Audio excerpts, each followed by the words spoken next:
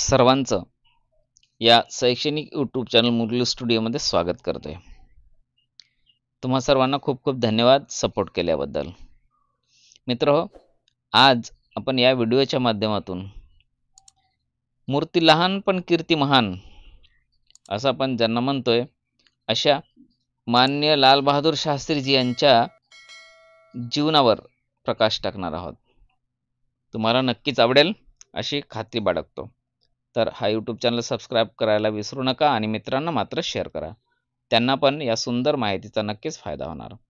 तर बघूया आज लाल बहादूर शास्त्री यांचा जीवन परिचय। मूर्ती लहान पण कीर्ती महान ही मन सिद्ध करणाऱ्या लाल बहादूर शास्त्री यांचा जन्म उत्तर प्रदेशातील गंगेच्या काठावरील मुगलसराई या गावी 2 ऑक्टोबर 1904 मध्ये झाला। शारदा प्रसाद श्रीवास्तव हे शास्त्रीजींचे वडील।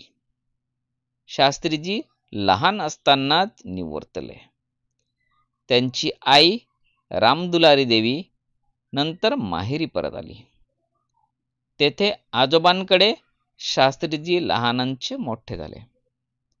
घरच्या अत्यंत गरिबीमुळे शिकताना आलेल्या अनंत अडचणीवर शास्त्रीजींनी मात केली।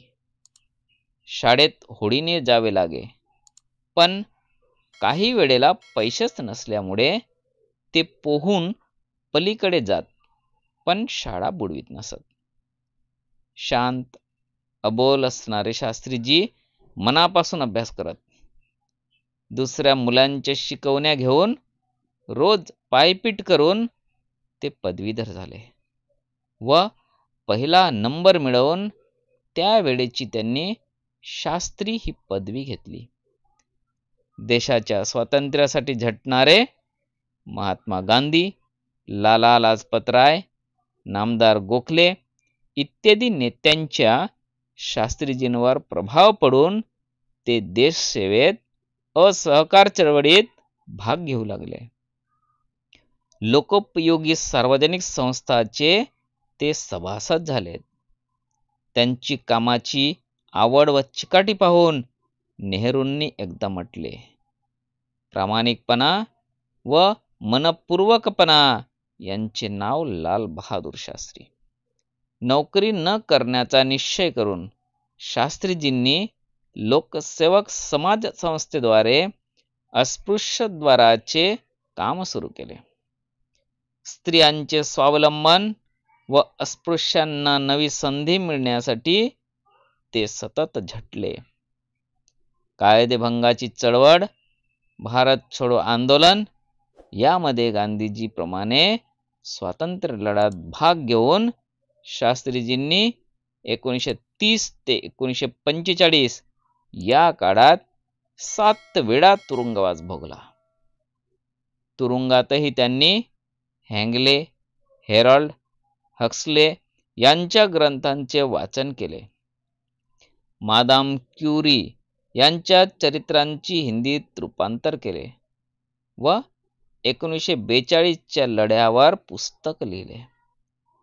तुरुंगात असताना आपल्या आजारी मुलीला भेटायलाही त्यांनी सरकारकडे याचना केली नाही। याच काळात देश स्वतंत्र झाल्यानंतर ते रेल्वे मंत्री झाले। त्यावेळी प्रवाशांना सुखसोयी उपलब्ध करून दिल्या। याच काळात आरियालूरला झालेल्या प्रचंड अपघाताची शास्त्रींचा काही संबंध नव्हता, तरी त्यांनी मंत्रिपदाचा राजीनामा दिला। दळणवळण खात्याचे मंत्री, व्यापार व उद्योग मंत्री व गृहमंत्री असे अनेक पदे शास्त्रीजींनी भूषवले। शेतीची व औद्योगिक परिस्थिती सुधारण्यासाठी योजना आखल्या। भाषिक प्रश्न सोडविला। 1964 साली शास्त्रीजी पंडित नेहरू नंतर पंतप्रधान झाले। वाढत्या जबाबदाऱ्याबरोबर लोकांचे दुःख ते आपले समजून शास्त्रीजींनी अहोरात्र कष्ट केले। 1965 साली पाकिस्तानने भारतावर हल्ला केला। या गंभीर परिस्थितीला धैर्याने तोंड देताना शास्त्रींनी जय जवान जय किसान ही घोषणा दिली. राजकीय वाटाघाटीसाठी शास्त्रीजी रशियातील तास्कंदला गेले. तेथील शांतीसाठी झालेला तास्कंद करारावर सह्या झाल्यानंतर 10 जानेवारी 1966 शास्त्रीजींचे हृदयविकाराने निधन झाले.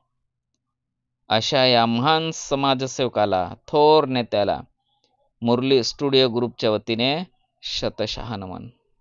मित्रहो, ही सुंदर माहिती लाल बहादूर शास्त्री यांच्या जीवनावर आधारित खास तुमच्यासाठी तयार केलेला आहे. नक्कीच तुम्हाला आवडलं असेल तर या माहितीचा पुरेपूर उपयोग तुम्ही भाषणासाठी करू शकता, निबंध लेखनासाठी करू शकता. वेगवेगळ्या ठिकाणी या माहितीचा वापर करून तुम्ही माहिती तयार करू शकता. तर मित्रहो, भेटूया पुनश्च एका सुंदरशा विषयाच्या माध्यमातून, व्हिडिओच्या माध्यमातून. तोपर्यंत तुम्ही सुंदर अभ्यास करा आणि यूट्यूब चॅनल सबस्क्राईब करायला आणि शेअर करायला मात्र विसरू नका. सपोर्ट केल्याबद्दल तुम्हा सर्वांना खूप खूप धन्यवाद.